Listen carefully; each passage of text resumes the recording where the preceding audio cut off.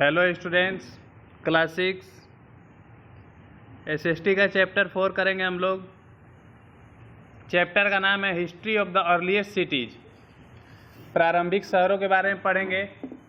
The Vedic civilisation, वैदिक सभ्यता के बारे में वी विल लर्न। इसमें हम लोग पढ़ेंगे द वैदिक सिविलाइजेशन, वैदिक सभ्यता के बारे में। द वेदास, वेदों के बारे में। आप लोग जानते हैं टोटल 4 वेद है हिंदू धर्म में। फिर पॉलिटिकल कंडीशन, राजनीतिक स्थिति कैसी थी वो पढ़ेंगे। फिर सोशल कंडीशन, सामाजिक स्थिति कैसी थी, और अचीवमेंट्स, उन लोगों ने समाज के लिए क्या योगदान दिया। ओके, पढ़ते हैं। As already discussed in the previous chapter, the Indus valley civilisation had flourished in the eastern part of the world as the western world was far less advance at that time. हमने पहले ही previous chapter में पढ़ चुके हैं कि जो Indus valley civilisation था वो ईस्टर्न पार्ट यानी कि पूर्वी भाग में विकसित हुआ था, जो कि वेस्टर्न वर्ल्ड से, जो कि पश्चिमी दुनिया से काफ़ी एडवांस था उस समय। अराउंड 1200 BC, लगभग 1200 BC में ईसा पूर्व, the Vedic civilisation followed the Indus valley civilisation. जो वैदिक सिविलाइजेशन थे, इंडस वैली सिविलाइजेशन के बाद वो आए। This civilisation can be described as iron age, और इस सभ्यता को हम लोग आयरन एज यानी लौह युग भी कहते हैं। In this civilisation the discovery of iron led to manufacturing of stronger tools like sickle, shovel, spades, axe, saw, nails etc। और इस युग में लोहे के सामान बनाए जाने स्टार्ट हो गए, जैसे कि सिकल, हसुआ, शॉवेल। शॉवेल एक लोहा का ये होता है, जैसे पत्थर तोड़ते हैं वैसे ही कुल्हाड़ी, सौ, आरी, ये सब बनाने लगे। They help in a variety of occupation, और इससे क्या हुआ इन हथियारों से कि लोगों के ऑक्यूपेशन, जो व्यवसाय थे वो काफ़ी बढ़ गए। कोई बर्तन बनाने लगा, कोई गहने बनाने लगे etc। आप देख सकते हैं making of tools in iron age. Iron age के लोग औजार बना रहे हैं, टूल्स बना रहे हैं, सामान बना रहे हैं। For example, the axe help in clearing the jungle which led to a large scale cultivation.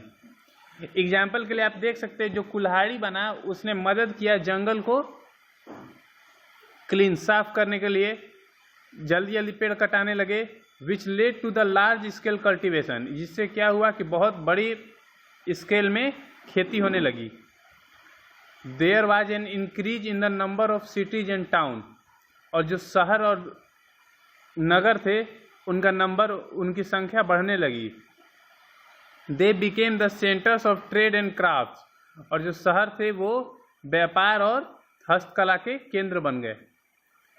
Many civilization started developing around the Mediterranean sea, और बहुत सारी सभ्यताएं जो थी वो मेडिटेरियन सी के किनारे बसना स्टार्ट हो गई, विकसित होना स्टार्ट हो गई। Trade between different part of the world, migration of people and change in territory due to wars helped in the exchange of ideas.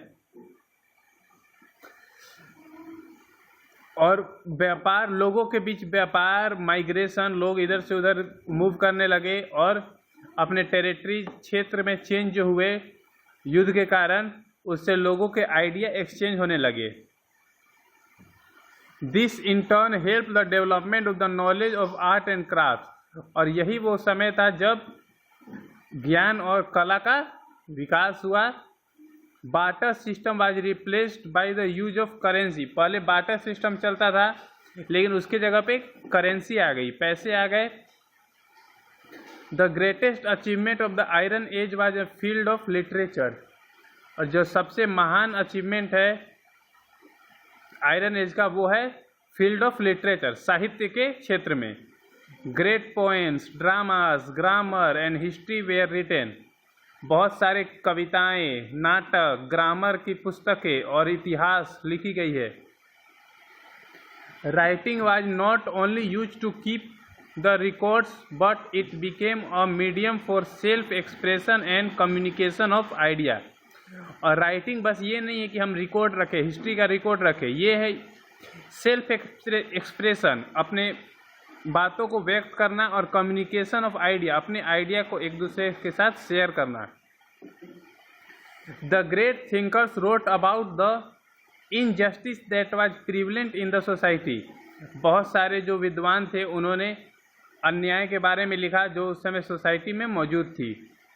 This period also saw the development of many religions, और इस युग में कई सारे धर्मों का भी विकास हुआ। Remain some of the ancient civilization during Iron Age have been found in many parts of the world like Greece, Rome and Iran। और लौह युग के बहुत सारे जो पार्ट है, रिमेन्स है, शेष है, वो मिले हैं दुनिया के अलग अलग क्षेत्रों में, जैसे ग्रीस एक देश है, रोम में, ईरान में।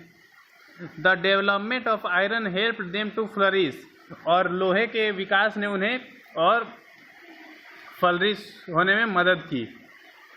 इन the table given below we find a comparative study of Roman, Italian and Greek civilisation.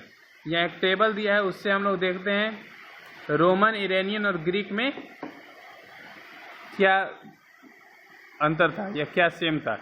Roman civilisation के बारे में पढ़ते हैं। रिलीजन, ये लोग गॉडेस वेस्टा की पूजा करते थे, Venus and god Mars, Jupiter, Mercury, Juno, यानी ये लोग प्लेनेट की पूजा करते थे। ऑक्यूपेशन, व्यवसाय था इन लोगों का, एग्रीकल्चर, ट्रेडिंग, फाइटिंग। ये लोग या तो खेती करते थे या व्यापार करते थे या फाइटिंग या आपस में लड़ते थे लोगों का मनोरंजन करने के लिए। इन्वेंशन, इन्होंने कंक्रीट जिसे सीमेंट भी कहा जाता है उसका आविष्कार किया, वाटर सिस्टम का आविष्कार किया, road, Latin name of months, Roman laws, इन सब का इन्वेंशन किया। अब आता है ईरानियन सिविलाइजेशन। ये लोग वर्शिप गॉड्स इंद्र, वायु, मित्रु, फायर एंड जोरोस्ट्रियनिज्म। ये लोग इंद्र की पूजा करते थे, वायु की पूजा करते थे इत्यादि की। इनका ऑक्यूपेशन था trading, ship building, craft, silk weaving, pottery, metal work, gem cutting etc। Trading तो आप लोग जानते हैं, व्यापार। शिप बिल्डिंग यानी ये लोग नाव बनाते थे, और क्राफ्ट में सिल्क वीविंग, लोग रेशम की बुनाई करते थे। पोट्री, बर्तन बनाते थे। मेटल वर्क, धातु का काम करते थे। और जेम कटिंग यानी कि जेम उसे कहते हैं जो रत्न, जो अंगूठी में हम लोग पहनते हैं, उसे ये लोग काटने का काम करते थे। इन्वेंशन क्या था? अरामिक स्क्रिप्ट, एक लिपि का आविष्कार किया था। Decoration of palaces with gold, ये लोग महल को सोने से सजाने लगे थे। सिल्वर, प्रीशियस स्टोन, और चांदी से या फिर महंगे महंगे पत्थरों से। फिर आता है ग्रीक सिविलाइजेशन। ये लोग बहुत सारे भगवान की पूजा करते थे। गॉडेस सुप्रीम, गॉड ज्यूस की भी पूजा करते थे। इनका भी occupation agriculture, ship building, trading, sculpting, pottery था। और इन्वेंशन किया इन्होंने calculated the circumference of the earth. इन्होंने उस समय पृथ्वी की सर्कमफेरेंस यानी परिधि को नापा था। Drew map of the world, इन्होंने दुनिया का नक्शा बनाया था उस समय। और ओलंपिक गेम्स, और जो ओलंपिक गेम्स आज हम लोग देखते हैं आधुनिक ओलंपिक, ये भी ग्रीक में ही स्टार्ट हुआ था। ओके, कल नेक्स्ट चैप्टर में हम लोग देखेंगे आगे का। तब तक के लिए बाय।